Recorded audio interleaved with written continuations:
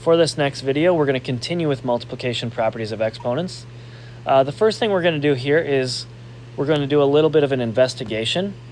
So all it says to do here is if I were to take 2 times 3 first, like do what's inside the parentheses here, what's going to happen is I'm going to get 6, and then that third power is going to just hang out there, 6 to the third power. Well, if I take 6 to the third power, I'm going to need a little bit of I'm going to need my calculator for this, so I'll just do that quick.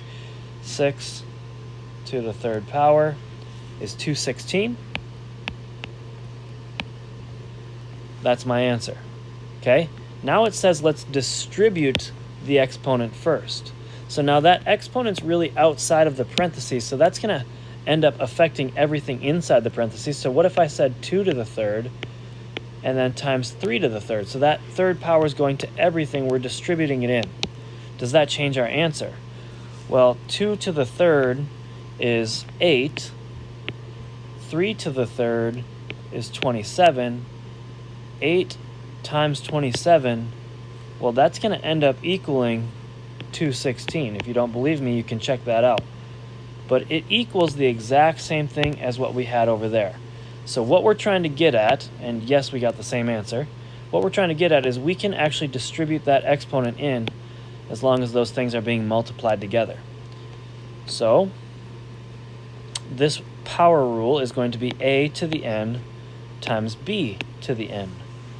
We can distribute that exponent in. Okay, so for this first question, if we distribute that exponent in, we're going to get 5 squared times v squared.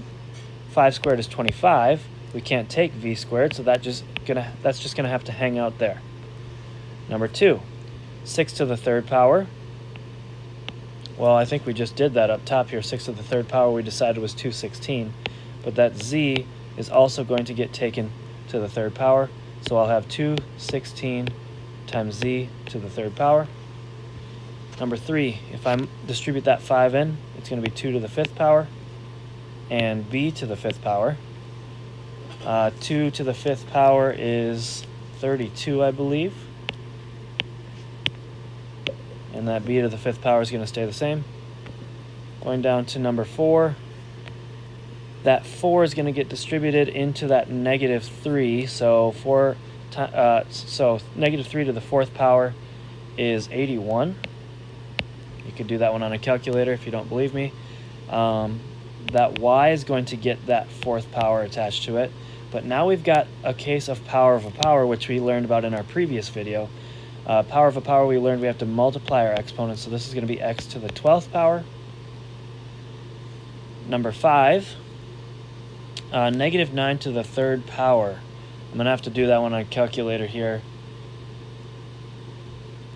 729 is what I get. So it's going to be a negative 729. And b to the 4th to the 3rd. This is, again, power of a power. That's going to end up being b to the 12th. And then that a gets that exponent as well. And we'll just leave it like that. Next one here, everything's getting taken to the 2nd power, so negative 2 to the 2nd power is a positive 4. This is going to be u to the 6th because it's power of a power. And then that a also gets a piece of that exponent. Now we're getting into some longer, some more difficult ones, I would say. So this first one here, we don't have an exponent outside of that, so we don't really have to change anything there. That's just going to be that negative 2 times x to the 3rd times y times z to the 2nd. This negative 3 does get distributed into all 4 parts of this one. So it's going to be that negative 3 to the 3rd power. Well, I think negative 3 to the 3rd power is negative 27. So there's going to be a multiplication there. Times negative 27.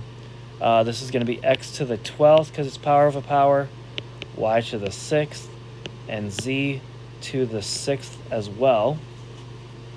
Now everything here is being multiplied together, so I just have to add my exponents. This is, if you have the same base, you can add your exponents.